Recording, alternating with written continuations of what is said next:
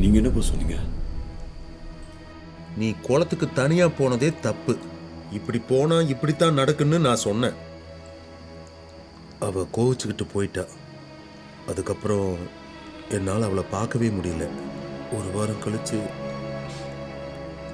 அவ தூக்கிட்டான்னு தகவல் வந்துச்சு.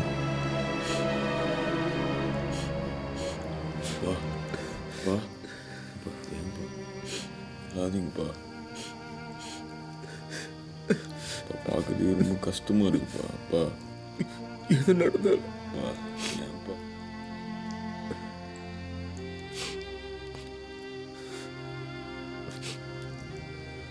அவங்க கொலை பண்ணிக்கிட்டாங்கப்பா? இல்லை, அவளை நிர்வாணமா பார்த்துடும்.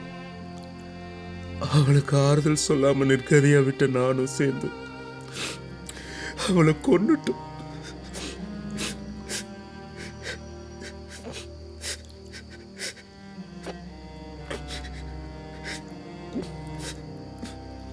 எது நடந்தாலும் அப்பா கிட்ட சொல்லு.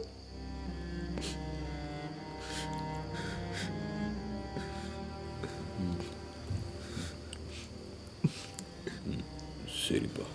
ஏண்டா உன் மானம் மரியாதை கற்பு போயிருச்சுன்னு ஃபீல் பண்ணுறியா?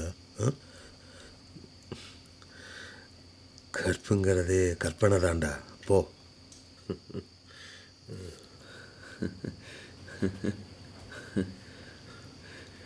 இதுக்கெல்லாம் ரொம்ப யோசிக்காதடா.